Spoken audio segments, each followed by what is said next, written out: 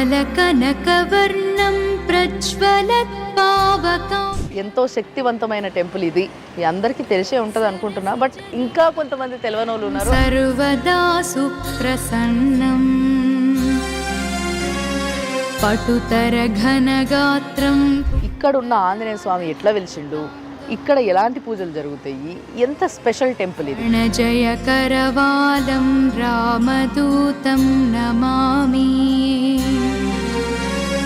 Anjana Supraja వీరపూర్వ. So లోపల ఆంజనేయ స్వామి వినాయకుడు వెలిసింది ఈ గుండు పైనే. ఉత్తిష్ట హరిశార్దూల కర్తవ్యం. తెలుసు కదా, వంటే ఆంజనేయ స్వామి వాహనం. ఉత్తిష్టోత్తిష్ట హనుమాన్ ఉత్తిష్ట విజయధ్వజ. సో బేసిక్ గా ఇది ఎంత కింది వరకు ఉందో అసలు అంచనా కూడా మనం వేయలేము అనేది. లోక్యం మంగళం కురు శ్రీరామచంద్ర చర. ఆయన చుట్టూ ఒక 5 చుట్లు 9 చుట్లు 11 చుట్లు తిరిగిపోతే మనకి ఎటువంటి కీడు జరగదు అని నమ్ముతారు. జపశీల భవాబ్ధిపోత శ్రీ జానకీ హృదయ. నమస్తే, వందేళ్ల ఆలయం సనాతన వైభవానికి స్వాగతం. Sponsored by Sharma gold company. Suman టీవీలో మీ పర్సనల్ అండ్ బిజినెస్ ప్రమోషన్స్ కోసం కింది నెంబర్కి కాంటాక్ట్ చేయండి. Anchors dress courtesy sari house, OU colony, Shaikpet, Hyderabad. ఈ రోజు నేను వచ్చేసిన సికింద్రాబాద్ థర్డ్ బండ్లుండ వీరాంజనేయ స్వామి టెంపుల్కి. ఎస్, ఎంతో శక్తివంతమైన టెంపుల్ ఇది. మీ అందరికీ తెలిసే ఉంటుంది అనుకుంటున్నా, బట్ ఇంకా కొంతమంది తెలియని వాళ్ళు ఉన్నారు. అండ్ ఇన్ డీప్ అంటే చాలా మంది గుడికి వస్తూ ఉంటారు, పోతూ ఉంటారు, మొక్కుకుంటారు. ఇక్కడ చాలా దేవుడు చాలా శక్తివంతుడంట, మనం కోరుకున్న కోరికలన్నీ తీర్చేస్తారంట అన్న విషయం అందరికీ తెలుస్తుంది. కానీ ఆ గుడి యొక్క చరిత్ర, ఆ గుడి ఎట్లా కట్టిండ్రు, ఏం కథ, అసలు ఏంది స్పెషాలిటీ, ఇవన్నీ ముచ్చట్లు చెప్పేటందుకే నేనున్నా. కాబట్టి మీ అందరికీ ఈరోజు ఇక్కడున్న ఆంజనేయ స్వామి ఎట్లా వెలిసిండు, ఇక్కడ ఎలాంటి పూజలు జరుగుతాయి, ఎంత స్పెషల్ టెంపుల్ ఇది, ఇవన్నీ మనం తెలుసుకుందాం పార్టీగా.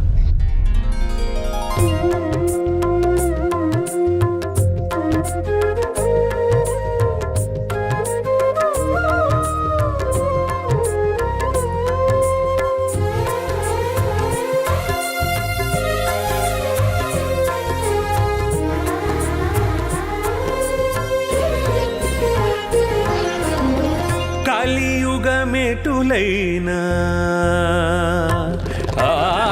కలియుగమెటులైనా కలదుగా. అస్సలు ఆంజనేయ స్వామి ఆ బయటికి వెళ్ళే కనబడుతుంది తెలుసా. అందుకోసమే చాలా మంది అస్సలు ఇట్లా పక్కకి ముఖం తిప్పుకోకుండా ఈ ముందుకెళ్ళి పోయేటోళ్ళు లోపల ఆంజనేయ స్వామి ముఖం చూసుకొని అంతా శుభం జరగాలని మొక్కుటా పోతున్నారు. సో నేను ఇప్పుడు ప్రస్తుతం గుడి లోపలికి వచ్చిన. గుడి చాలా పెద్దగా ఉంది. ఇంకా ఫస్ట్ నేను మీ అందరికీ ధ్వజస్తంభం చూపిస్తాను.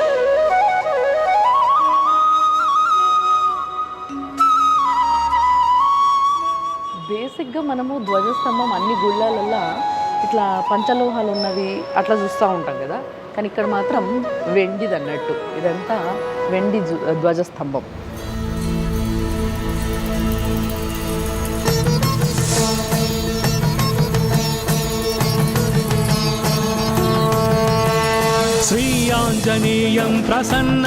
సో లోపలికి రాగానే ధ్వజస్తంభం ముంగట వెండిది క్యామెల్ ఉంది. తెలుసు కదా, వంటే ఆంజనేయ స్వామి వాహనం. ఎస్, ఆయన సతీ సమేతంగా ఈ వాహనం పైన మనందరి కోసం అంటే వాయు వేగంతో బుస్సుమని వెళ్ళిపోతాడు కదా, ఆయన వాయుపుత్రుడు కదా. సో అంత ఫాస్ట్గా పోయినప్పుడు మనం చూడడం కష్టం మన మామూలు కళ్ళకి. కాబట్టి మెల్లగా ఆయన పోతుంటే ఈ వాహనం పైన భక్తులందరూ నిమ్మలంగా చూసి మొక్కోవచ్చు, సంతోషపడవచ్చు అని చెప్పి భక్తులకు ఇచ్చిన అదృష్టమే ఇది అన్నట్టు. సో ఆ వాహనం ఇది వెండితో తయారు చేసింది.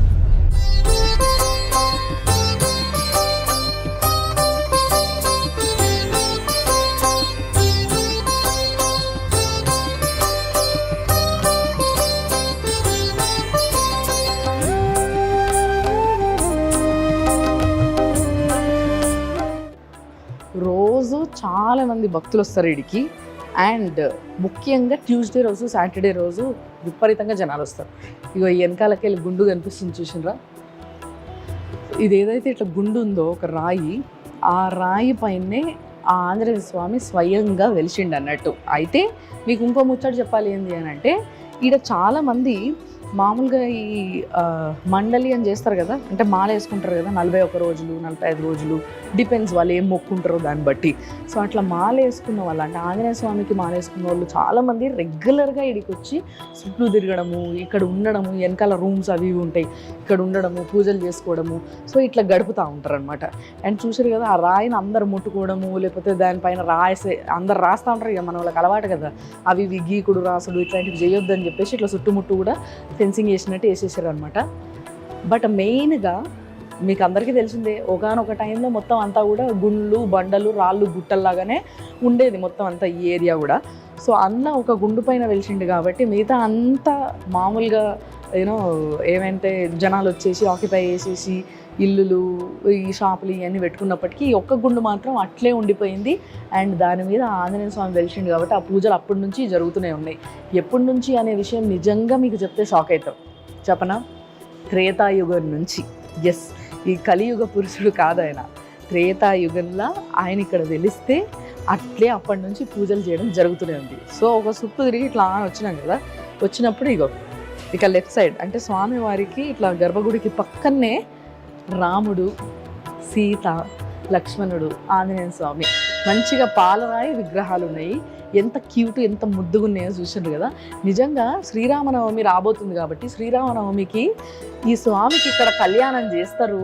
అసలు మామూలు వైభవంగా చేయరు, అస్సలు మొత్తం బంబాటు ఉంటుంది. అప్పుడు మస్తు మంది ప్రజలు వస్తారు, మస్తుగా భోజనాలు, కళ్యాణం. నిజంగా ఒక వేడుకని, ఒక పెళ్లి వేడుకని ఘనంగా చేసుకుంటే ఎట్లుంటుంది, 2 కళ్ళు చాలవు, అంత ఘనంగా చేస్తారు అనమాట. సో అందుకోసమే నేను చెప్పిన కదా, ఆంజనేయ స్వామి కోసమే శ్రీరామచంద్రుడు ఇక్కడ ఉన్నాడు అని చెప్పేసి. సో అందుకోసం ఈయన ఉండాలి కదా కంపల్సరీ ఆయనకి, అందుకోసమే ఇక్కడ ఈయన కూడా ఉన్నాడు అనమాట. బట్ వెలిసింది మాత్రం ఆంజనేయ స్వామి. ఆంజనేయ స్వామితో సహా వినాయకుడు కూడా ఇక్కడ లోపల వెలిసిండు. ఎస్, అదేంటి, ఇదేదో వేరే కనెక్షన్ ఉందే అంటే ఇక్కడ ఏదో ఇంకా స్టోరీ లింక్ ఏదో ఉంది అనే ఫీలింగ్ వస్తుంది కదా, అది నేను చెప్తా. దానికన్నా ముందు ఇంకొంచెం ఇటు వస్తే, అంటే గుళ్ళ మీరు చూస్తే గర్భగుడికి పక్కన రాముడు ఉన్నాడు, ఆ రాముడికి పక్కన శివుడు ఉన్నాడు. ఎస్, సో ఆ ఈశ్వరుడు మరి అంతే కదా. ఆంజనేయ స్వామి అంటే ఎవరు? ఆ రుద్రుడే ఆంజనేయ స్వామి కాబట్టి మరి ఆయన రూపమే కాబట్టి ఆయనను కూడా ఇక్కడ ప్రతిష్ఠించారు అనమాట.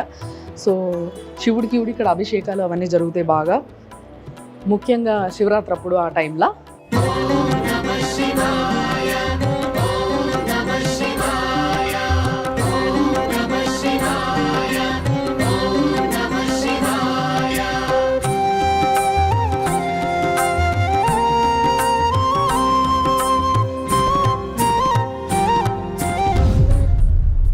సో ఈ గుడిలో ఇంకో కార్నర్లో నవగ్రహాలు కూడా ఉన్నాయి. సో బేసిక్గా నవగ్రహాలు మీకు తెలుసుంటే గుడి బయట పెడుతుంటారు. నవగ్రహాలు అనేది ఇట్లా సెపరేట్గా ఇంకో మండపం కట్టి గుడి ఆవరణంలో పెడుతుంటారు. బట్ ఇక్కడ మాత్రం లోపలనే ఉన్నాయి. అండ్ మీకు ఇంకో విషయం తెలిసే ఉండాలి, ఆంజనేయ స్వామి పాదాల దగ్గర శనీశ్వరుడు ఉంటాడని. అందుకోసం ఎప్పుడైతే ఏళ్ళనాటి శనులు లేకపోతే అర్ధాష్టమ శనులు ఇలాంటి టైం నడుస్తున్నప్పుడు ఆంజనేయ స్వామికి ప్రతిరోజు వచ్చి ఆయనకు జస్ట్ ముఖం చూపించి ఆయన ముఖం మనం చూసి ఆయన చుట్టూ ఒక 5 చుట్లు 9 చుట్లు 11 చుట్లు తిరిగిపోతే మనకు ఎటువంటి కీడు జరగదు అని నమ్ముతారు. ఎస్, ఎందుకంటే మీకు తెలుసు కదా, ఈ ఏళ్ళనాటి శనప్పుడు అర్ధాష్టమ శనప్పుడు యాక్సిడెంట్లు అయితాయని, దెబ్బలు తగులుతాయని, అంటే ఏదో ఒక విధంగా ఫిజికల్లీ వాళ్ళు ఎఫెక్ట్ అవుతారు అని చెప్పేసి అంటూ ఉంటారు. సో అవన్నీ జరగకుండా ఉండడానికి ఆ వీరాంజనేయ స్వామి అడ్డం పడతాడు అనమాట. అందుకోసమే ఆయనని ఆ టైంలో ప్రతిరోజు వచ్చి చూసుకొని పోతే చాలా మంచిది అని నమ్ముతారు. మరి ఇప్పుడు ఆంజనేయ స్వామి ఇక్కడ ఎట్లా వెలిసిండు, ఈ కథ మొత్తం నేను ఒక్కసారి పంతులు గారితో మాట్లాడి ఆయనతోనే చెప్పాలి.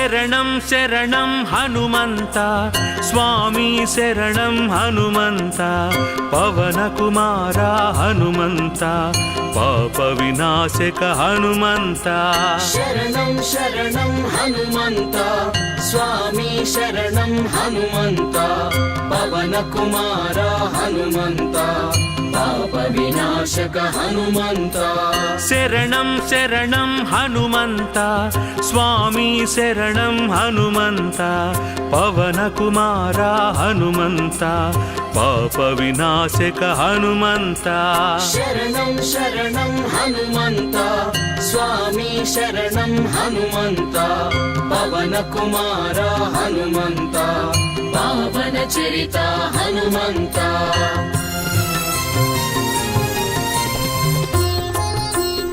తాడ్బండ్ ఆంజనేయ స్వామి గుడికి ప్రధాన అర్చకులు శంకర్రావు గారు ఆయన ఉన్నారు కాబట్టి ఆయన్నే అడిగి తెలుసుకుందాము. ఈయన ఇక్కడ ఈ దేవుడు స్వయంగా ఎట్లా వెలిచిండ్రు అని. స్వామి నమస్తే. నమస్తే అమ్మ. సో బాగున్నారా? బాగున్నానమ్మా. మరి ఆంజనేయ స్వామి ఇంకా మళ్ళా అదే ఆంజనేయ స్వామి ఏదైతే గుండు ఉందో అక్కడనే వినాయకుడు కూడా కనబడుతుంది. అంటే బేసిక్గా ఇట్లా ఎక్కడ మనం చూడము. అసలు ఇక్కడ స్టోరీ ఏంది, ఈ ఆంజనేయ స్వామి ఇక్కడ ఎట్లా వెలిచిండ్రు? అది 1928వ సంవత్సరంలో ఇక్కడ జనాలు తిరుగుతూ ఉన్న సమయంలో ఇక్కడ స్వామివారి కల్లో కనబడి నేను ఇక్కడ స్వయంభూగా వెలుస్తున్నాను, నాకేంది అని అంటే ఇక్కడ మీరు ఉపచారాలు చెయ్యండి గుడి కట్టి అని చెప్పి స్వామివారి కల్లో కనబడి చెప్పారు. అయితే ఇక్కడ స్వామివారితో పాటుగా వినాయకుడు వెలిశాడు అంటే దానికి ఒక విశిష్టత ఉంది. మనం ఏ పని చేసినా సరే ఫస్ట్ మనం వినాయకుడికి ప్రథమ పూజ చేసిన తర్వాతనే దాన్ని బేస్ చేసుకొని మన స్వామివారు మరి ముందరగానే ఆలోచించారో ఏమో మనకి విషయం తెలియదు, కానీ ఆ గణపతిని వెంట పెట్టుకొని స్వామివారు వచ్చినట్టుగా వచ్చారన్నమాట. మేము చూసేసరికల్లా ఏంది అని అంటే యువతల గణపతి అవతల స్వామివారు ఇద్దరు ఏంటంటే ఆ ఆకారాల్లో కనబడ్డారన్నమాట.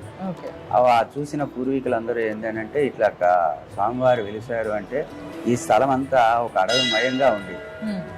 ఈ అడవిమయంలోనున్న స్థలాన్ని ఏంటంటే చుట్టుపక్కల స్థలదాతలు ఏంది అని అంటే దేవుడు అన్నారు కాబట్టి మేము ఈ దేవతార్చనలు అవన్నీ చేయలేం కాబట్టి ఈ స్థలాన్ని మొత్తం స్వామివారి పేరుకు రాసేస్తున్నాము అంటే ఇక్కడ వయస్సులందరూ కలిసి తలకింత వేసుకొని ఒక చిన్న షెడ్ వేసి ఈ అడవిని బాగు చేసి అట్లా అట్లా దాన్ని అంచెలంచెలుగా చేసుకొని ఈ స్థితికి తీసుకొచ్చారు.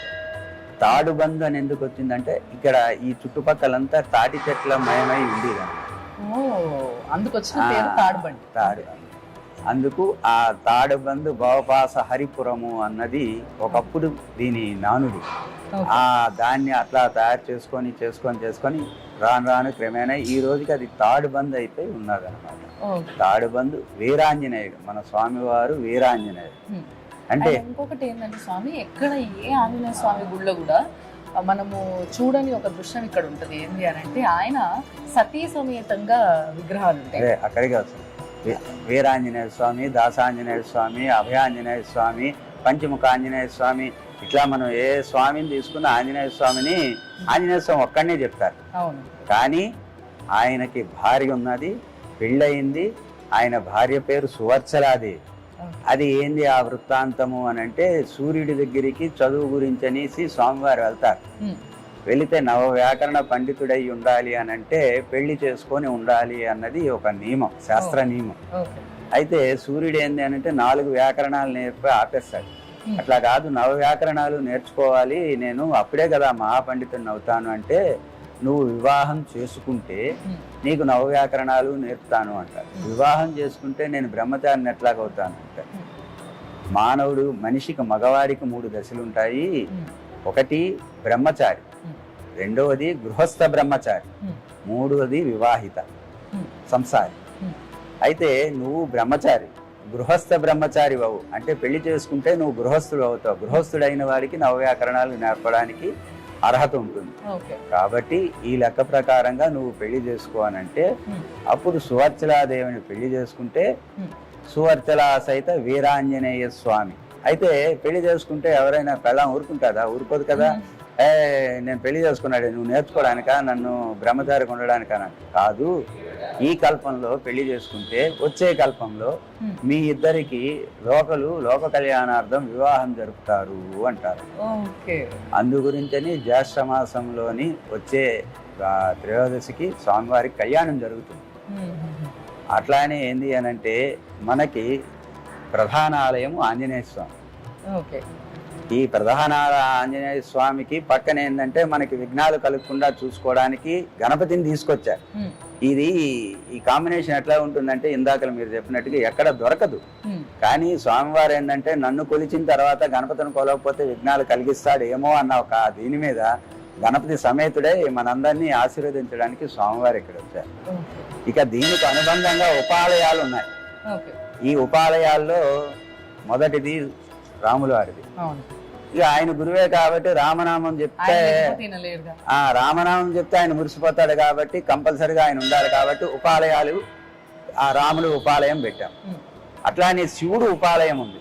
శివుడిని ఎందుకు పెట్టారు అని అంటే జనరల్ గా ఏ గుళ్ళోనైనా సరే చాలా గుళ్ళు షిరిడి సాయిబాబా అని అమ్మవారని ఇవన్నీ, కానీ వీటికి ఒక లింక్ ఉంది. శివుడికి ఏంది అని అంటే ఆంజనేయ స్వామి శివాంశ సంభూతుడు. సో ఆంజనేయ స్వామిని కొలిచినా శివుణ్ణి కొలిచినా ఒకటే. అలాంటప్పుడు మళ్ళీ ప్రత్యేకించి ఎందుకు పెట్టాలి అని అంటే కాదు, వచ్చే భక్తులు ఏంటంటే లింగంలో పూజిస్తే ఆనందం వాళ్ళకి వేరే ఉంటుంది కాబట్టి ఈయన ఇదే ప్రతిరూపమే కాబట్టి శివుణ్ణి పెట్టారు. అట్లానే నవగ్రహాలను ఎందుకు పెట్టారు, ఈయనకు ఉపాలయంగా నవగ్రహాలను ఎందుకు పెట్టారు అంటే ఆంజనేయ స్వామి అడుగుతాడు, నన్ను కొలిచిన వాళ్ళకి నీ యొక్క పీడ ఉండకూడదు, వాళ్ళకి ఉపశమనం ఉండాలి అని. అంటే అప్పుడు శనీశ్వరుడు సరే స్వామి అని చెప్తాడు. అందుకు ఈ గుడిలో నవగ్రహాలని పెట్టితే ఈయన గుడిలో నవగ్రహాలని కొలిస్తే ఎటువంటి ఈతి బాధలు కానీ ఎటువంటి కష్టాలు కానీ ఉండవు అన్న దాని గురించి ఈ 4 ఉపాలయాలకి ఉన్న ప్రత్యేకత అది అనమాట. రెండవది మనం ఎక్కడైనా నవగ్రహాల గుడికి వెళ్ళి ప్రదర్శనలు చేసి బయటికి వెళ్ళి కాలు కడుక్కొని వస్తాం. కానీ ఒక్క ఆంజనేయ స్వామి గుడిలో మాత్రము కడుక్కో అక్కర్లేదు. నవగ్రహాల ప్రదర్శనం చేసి ఆంజనేయ స్వామికి దండం పెట్టుకున్నారు అని అంటే వాళ్ళు ముక్తి పొందినట్టుగా, కాబట్టి దానికి పర్వాలేదు. ముందు నవగ్రహాలకు తిరిగి వచ్చిన తర్వాత ఆంజనేయ స్వామి దర్శనం చేసుకోవచ్చు, కానీ ప్రత్యేకించి వెళ్ళి కాలు కడుక్కునే అవసరం లేదు. అట్లానే శనీశ్వరుడికి మనము శని త్రయోదశి నాడు అభిషేకం చేస్తాం. జనరల్ గా ఎక్కడైనా అభిషేకం చేసి ఇంటికి వెళ్ళి స్నానం చేస్తాం శని త్రయోదశి. కానీ ఈ గుడిలో ఉన్నది ఈ గుడి అనే కాదు, ఆంజనేయ స్వామి గుడికి సంబంధించిన నవగ్రహాలు ఏదున్నా అక్కడ మనం చేస్తే స్వామివారి అనుగ్రహం ఉంటుంది కాబట్టి అక్కడ అభిషేకం చేసుకొని ఇక్కడ దర్శనం చేసుకుంటే మళ్ళీ మనం ఇంటికి వెళ్ళి స్నానం చేసుకునే అవసరం ఉండదు. అది ఆంజనేయ స్వామికి నవగ్రహాలకి లింక్. అసలు ఇంత లింక్ ఉందన్న విషయం ఇక్కడ రెగ్యులర్ గా వచ్చే భక్తులకు కూడా చాలా తక్కువగా తెలుసు అనుకుంటా. అట్లానే ఆంజనేయ స్వామికి శివుడికి ఉన్న లింకు, అట్లానే ఆంజనేయ స్వామికి రాముల వారికి ఉన్న లింకు. మరి ఈ గుళ్ళో ముఖ్యంగా మనకి హనుమాన్ జయంతి కానీ లేకపోతే శ్రీరామనవమి కానీ చాలా వైభవంగా చేస్తారు కదా, సో ఆ టైంలో ఏంటి స్పెషల్? మనం జనరల్ గా మీ పుట్టినరోజు నా పుట్టినరోజు వచ్చింది అనుకోండి, ఒక కేక్ కట్ చేస్తాము, 4 ఫ్రెండ్స్ వస్తారు, తింటారు, వెళ్ళిపోతారు. అదే మీరు ఐఏఎస్ పాస్ అయ్యారు, నేను ఐఏఎస్ పాస్ అయ్యాను అనుకోండి, ప్రపంచం మొత్తము దాన్ని ఒక పెద్ద వేడుకగా చేసుకుంటారు. జనరల్గా ఆంజనేయ స్వామి పుట్టినరోజు వైశాఖ మాసం. చైత్ర మాసంలో చైత్ర పౌర్ణమి నాడు ఆంజనేయ స్వామి విజయం సాధించిన రోజు కాబట్టి చైత్ర పౌర్ణమి విజయం సాధించాడు కాబట్టి ఈ విజయాన్ని ఏంటంటే ప్రపంచం మొత్తము పండగగా జరుపుకుంటుంది. హనుమ జయంతి అన్నది ఒక నామకరణం దీనికి తీసుకొచ్చి పెద్ద పండగగా చేసుకుంటున్నారు. అంటే స్వామివారు ఏంది అని అంటే ఈ రాముల వారిని లక్ష్మణుని బ్రతికించి సీతమ్మ జాడ తెలుసుకొని రాముల వారికి తెలిపి పెద్ద విజయాన్ని చేకూర్చాడు కాబట్టి ఈ విజయోత్సవాన్ని జయంతిగా ప్రపంచం మొత్తం చేసుకుంటుంది. అట్లానే హనుమత్ జయంతి నాడు ఏంటంటే ఆయన పుట్టినరోజు ఏంటంటే ఎక్కడ ఉన్న వాళ్ళు అక్కడ ఈ వాడవాడలు ఉంటుంది కాబట్టి వాడవాడలో ఎక్కడున్న గుడిలో అక్కడ హనుమత్ జయంతి వేడుకలు జరుపుకుంటారు. కానీ ఈ హనుమతి విజయోత్సవాన్ని మాత్రము ప్రతి ఎక్కడ వాడలో ఆ గుడి నుంచి ఈ గుడికి వస్తారు, ఈ గుడి నుంచి ఇంకో గుడికి వెళ్తారు. ఇట్లా ఏంది అని అంటే ఎక్కడికెక్కడికో తిరిగి మన స్వామివారు గెలిచారు అన్న చాటి చెప్పుకునేటట్టుగా పెద్ద పెద్ద. ఈ గుడి దగ్గర ఇంకొక స్పెషాలిటీ ఏంటంటే కొత్తగా కొన్న బండ్లన్నీ కూడా ఇక్కడ పూజకు వస్తాయి. మామూలుగా కొన్ని స్పెషల్ గా కొన్ని గుళ్ళు ఉంటాయి. ఇప్పుడు మనకి జూబ్లీ హిల్స్ లో ఉన్న పెద్దమ్మ గుడి కావచ్చు, ఇక్కడ ఈ స్వామి గుడి కావచ్చు. ఈ మెయిన్ గా ముఖ్యంగా నాకు తెలిసి హైదరాబాద్ లో మాక్సిమం బండ్లు ఇక్కడికే వస్తాయి పూజకి. Okay sir, thank you so much.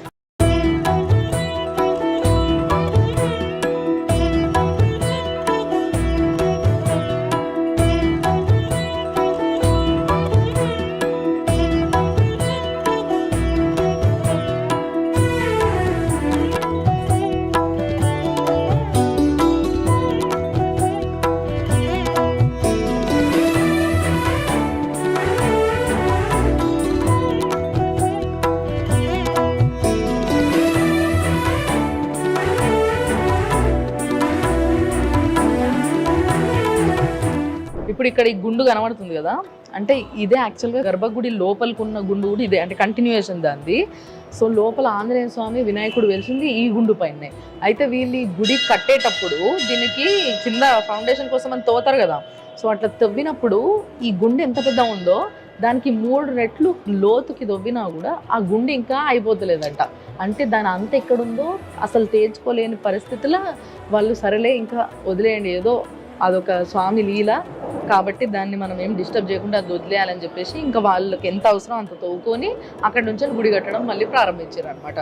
So బేసిక్గా ఇది ఎంత కింది వరకు ఉందో అసలు అంచనా కూడా మనం వేయలేము అనేది చాలామంది పెద్దలు చెప్తున్న మాట.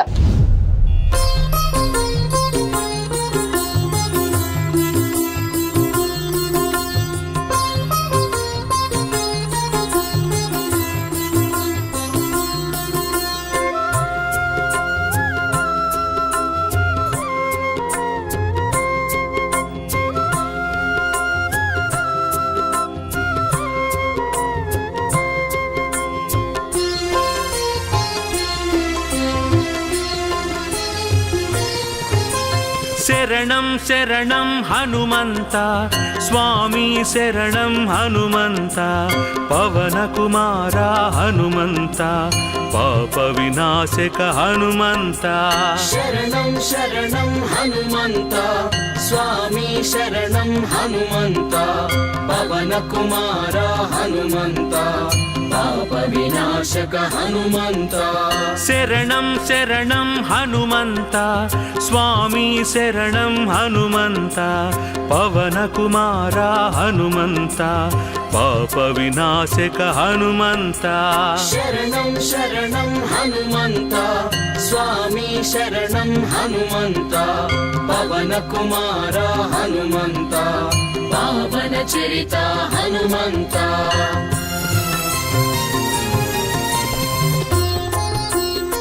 హాయిగా ఎంతో మనశ్శాంతిగా ఉంది. చూసిండ్రు కదా, ఇది ఈ వారం 100 ఏళ్ల ఆలయం సనాతన వైభవం sponsored by Sharma gold company.